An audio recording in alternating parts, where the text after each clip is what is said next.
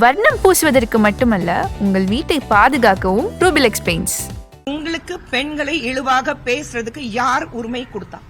அது மட்டும் தான் நான் கேக்குறேன்.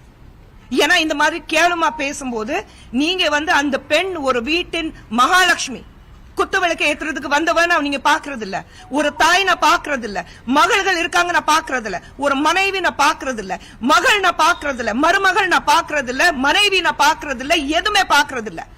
ஏன் ஒரு பெண்ணா இவ்வளவு வாங்க போயிட்டா உங்களுக்கு?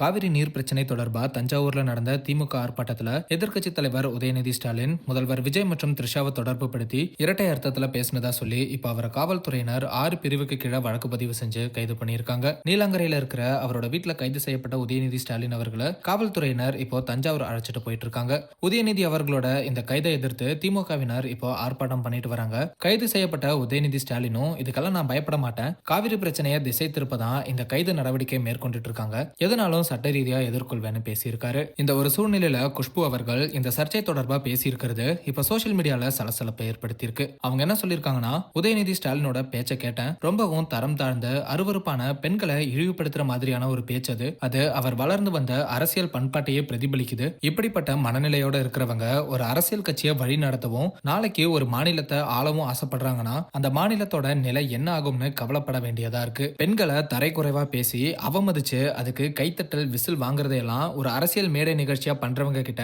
வேற என்னத்தை எதிர்பார்க்க முடியும்? இத என்னை விட நல்லா யாருக்கு தெரியும்? பெண்களோட கண்ணியத்தை அரசியல் பலியா மாத்துறது வழக்கம் ஆயிடுச்சுன்னா அது ஒரு நாள் உங்க வீட்டு பெண்களையும் விட்டு வைக்காது அப்படிங்கறத மறந்துடாதீங்க. அரசியல்ல கருத்து வேறுபாடுகள் இருக்கலாம், ஆனா பேச்சுக்கு ஒரு எல்லை இருக்கணும். பெண்களை மதிக்கணும். அவங்கள உங்க அரசியல் லாபத்துக்காக யூஸ் பண்ற பகடக்காயா மாத்தக்கூடாது.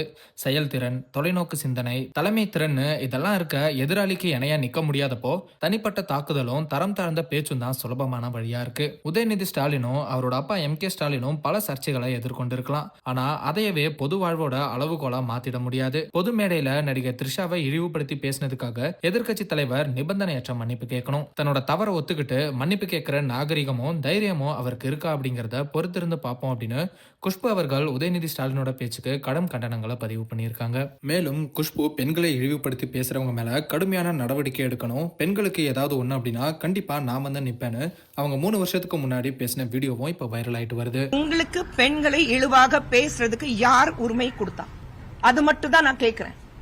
ஏன்னா இந்த மாதிரி கேவலமா பேசும்போது நீங்க அந்த பெண் ஒரு வீட்டின் மகாலட்சுமி, குத்துவிளக்கு ஏத்துறதுக்கு வந்தவன் நீங்க பாக்குறது இல்ல, ஒரு தாய் நான் பாக்குறது இல்ல, மகள்கள் இருக்காங்க நான் பாக்குறது இல்ல, ஒரு மனைவி நான் பாக்குறது இல்ல, மகள் நான் பாக்குறது இல்ல, மருமகள் நான் பாக்குறது இல்ல, மனைவி நான் பாக்குறது இல்ல, எதுவுமே பாக்குறது இல்ல. ஏன் ஒரு பெண்ணா இவ்வளவு வாங்க போயிட்டா உங்களுக்கு?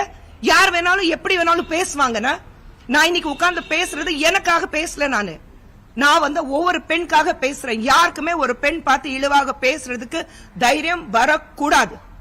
வந்தா திருப்பி அடிப்போம். அது இங்கே உட்கார்ந்துட்டு எல்லா பெண்களுக்கும் நான் சொல்றேன், நீங்க யாருக்கும் பயப்பட வேண்டாம். நாங்க இருக்கோம், உங்களுக்கு பிரச்சனைனா நாங்க இருக்கோம், நான் இருக்கேன், உட்கார்ந்து அடிப்பேன். அடிக்கிற தைரியம் எனக்கு இருக்கு, சண்டை போடுற தைரியம் இருக்கு. யார் நம்பி நான் தமிழ்நாட்டுக்கு வரல, என் திறமை மட்டும் நம்பி வந்திருக்கேன். நான் என் திறமை நம்பி மட்டும் வளர்ந்து இந்த இடத்துல உட்கார்ந்துட்டு இருக்கேன். நான் வர்ணம் பூசுவதற்கு மட்டுமல்ல, உங்கள் வீட்டை பாதுகாக்கவும் ரூபிலெக்ஸ் பெயிண்ட்ஸ்.